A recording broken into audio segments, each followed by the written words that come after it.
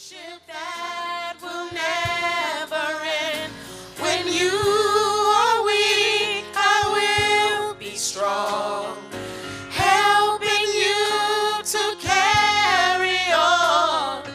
Call on me, I will be there. Don't be afraid. Please believe me when I say, count on. You can count on me. See, I ain't as lucky at getting dates as little Miss Mocha. I seen her in action. She do get down. She got a steady clientele. She make a lot of money, but see, y'all don't never see her in the midnight hour when she out of dope and she out of luck. She be having her moments where she look just as raggedy as the rest of us. Even my own mama called me a ragamuffin the last time she seen me and told me not to set foot in her house no more till I got me some help. And I know I should be keeping my head up, but these kids around here remind me every day that I ain't nothing. They say, you ain't nothing, and you ain't gonna never be nothing, because you a crackhead. And then they be like, do the gator dance. So I do the gator dance for the children, for the babies, for the people. I hear them boys, they be like, I got $5, I got $10. Yeah, you think I don't hear them? You think I don't hear them talking about, look at that geek monster, crackhead, crack whore? Yeah, I hear it. I hear it so much. Every day, it's to the point I don't even know where to start to get my life back together. Nope. In fact, now don't get mad, because I'm just being honest like you said. I remember when I first came to counseling to get my little HIV test. I remember my counselor said, suppose you had HIV. I said, I got it? She was like, no, I'm not saying that right now, but suppose you did. What would you do? I almost got happy. Because see, if I had AIDS, then I have a chance. Man, all these girls around my way that got HIV, man, they get them a nice apartment, they get free drug treatment, they get a job when they get off dope and everything.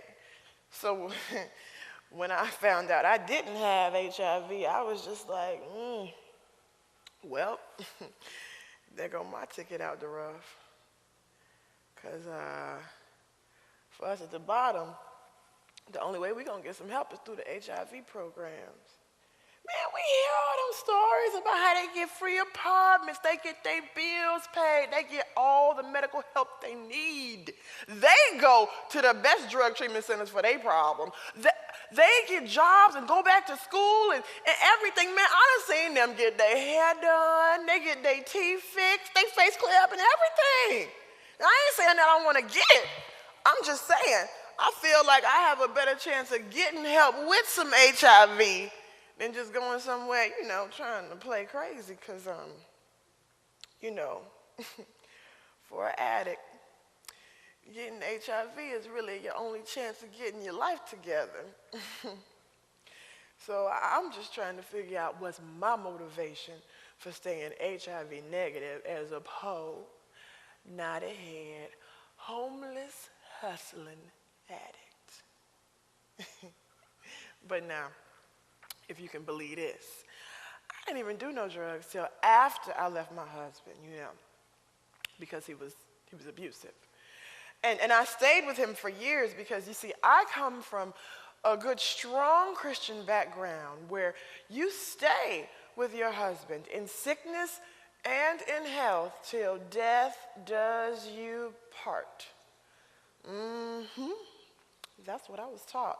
And see, my mama is a nurse and everybody in her house knows the Bible to the letter. So wasn't nobody trying to hear about me leaving my husband.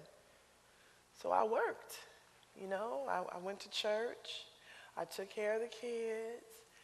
And to cope with the pain, I started smoking a little something, just a little something on the side, with the girls from the neighborhood. And this wasn't the project neither, baby. This was the suburbs. All of us who were housewives, we laugh about that now because you see, we were the original Desperate Housewives. Uh-huh. And the way I got out of that situation is I did what desperate women do. Oh, yes. I snapped on him.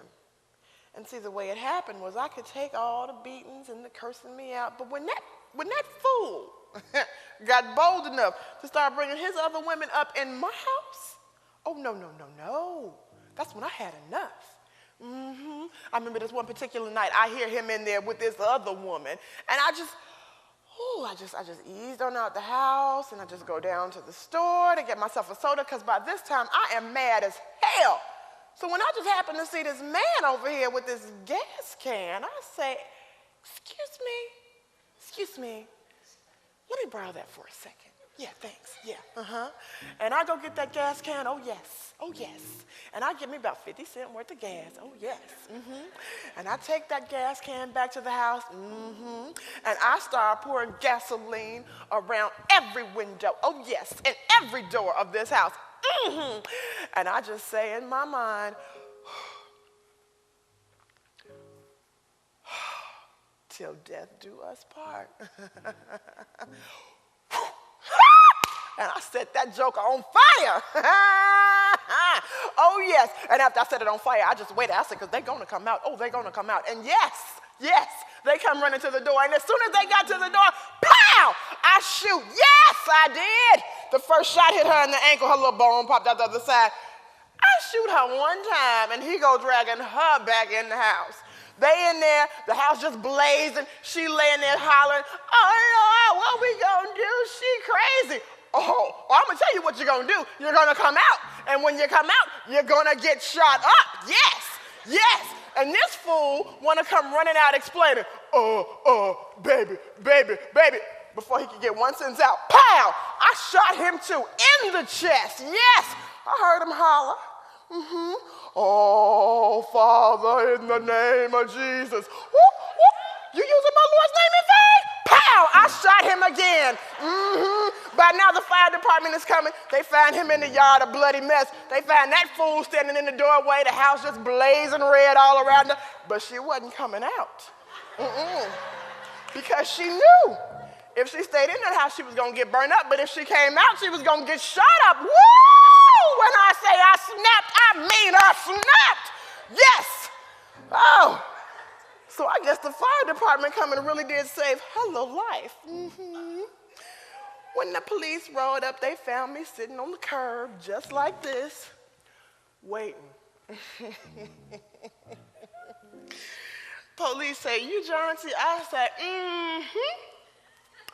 He said, I'm going to have to arrest you for arson and attempted murder. I just said, man. Here. I was facing so much time.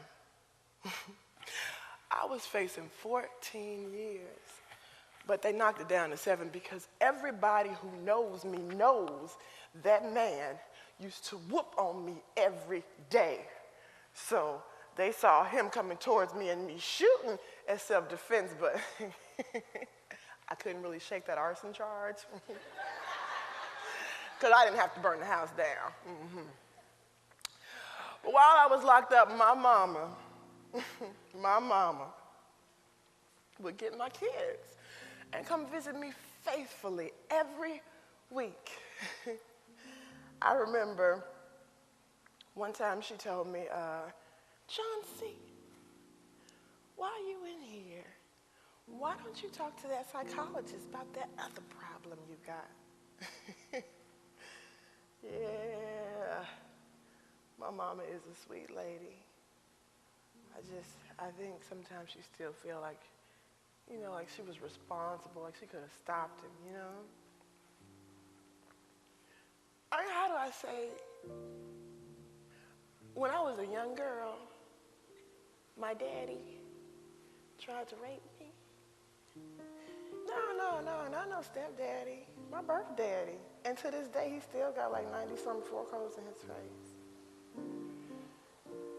I mean, I was 14 years old. And I snapped because I saw danger. I said to myself, this ain't right. You can't let this happen. So, the last time he tried me, I grabbed this fork I had hid in my back pocket. He tried to pull my pants down and I act like I was gonna help him. But instead, I came up fighting with this fork. And after that, they moved me out the house and he got locked up. You know, he told the judge he ain't even love me anyway. Yeah. And that just, it hurt me so bad, you know, because he was my daddy. You know, he birthed me and he touched me. And